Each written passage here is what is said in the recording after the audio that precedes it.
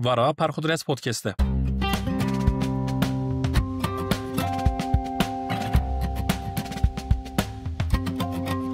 Kurdên Tirkiyeyê piştî bêdengiya demdirê ji alûdû şikestinên Şêx Saîd û Seyid Rıza serê salên 1960 bi parçek serbestî ra nola ku hêdî hatibin ser hemdû hişên xwe bi kovar û kitaban bi gazeteyan ji nû hatine xanê. Wan salên li du derbeyê eskerî bi rêberiya Musa Anter Deng bi ya Edîb Karahan Dicle Firat û bi ya Doğan Kılıç jî roja new derketiye. Ser Deng û Musa Anter, ser Dicle Firat û Edîb Karahan barek belge hene îro di destê me da. Lê ser Doğan Kılıç û roja new malumat heta van David tim kêm diman û hema bêje ti kesî tiştek nizanibû. Roja new ya Doğan Kılıç di tarîxa Tirkiyeyê da gazeteya pêşî ku bi Kurdî û Tirkî derketiye. Wan salên 1960 di gazeteyên din da jî nivîsên bi Kurdî derketine, lê îbareya roja new xusûsî ev e, gazeteya bi Kurdî û Tirkî. Gazeteya tek hejmarek derketî û nola Doğan Kılıç wenda sala 2019 li Millî Kütüpxaneya Enqerê bi xebatên Mutlu Can hatîtin û li dijîtalê hat barkirin. Roja new ya sala 1963 derketî bi dîtina Mutlu Can ra sanki sala 2019 ji nû derket û heyecanek çêkir. Bi vê heyecanê ra meraka ser Doğan Kılıç jî hîn zêde bû. İbrahim Bulak çend salan xedaya ber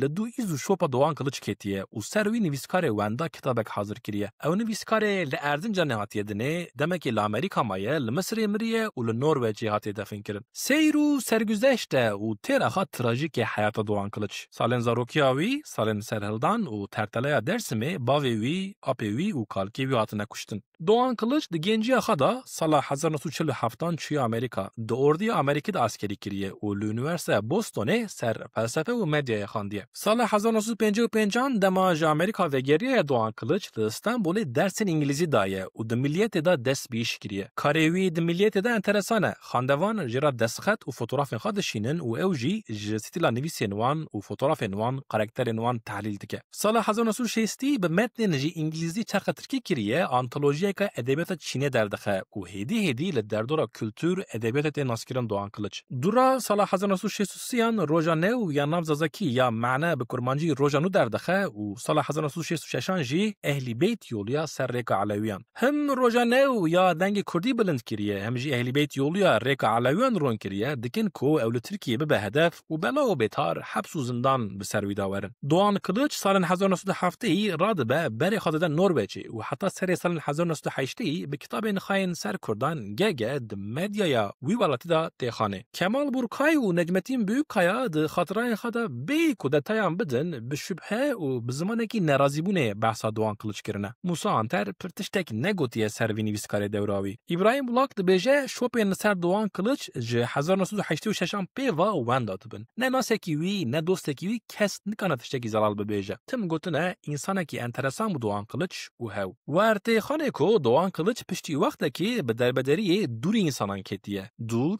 ve der û derbeder. Taliya kitaba İbrahim Bulak hazır kirî vê rewşê rind raberdike. Doğan Kılıç dawiya sala 2004 ra li Misrê bi krîza dilê xwe ra dimire û royeka sara zivistanê li Osloyê tê defin kirin. Li merasîma cenazeyê tenê çend kes hazirin.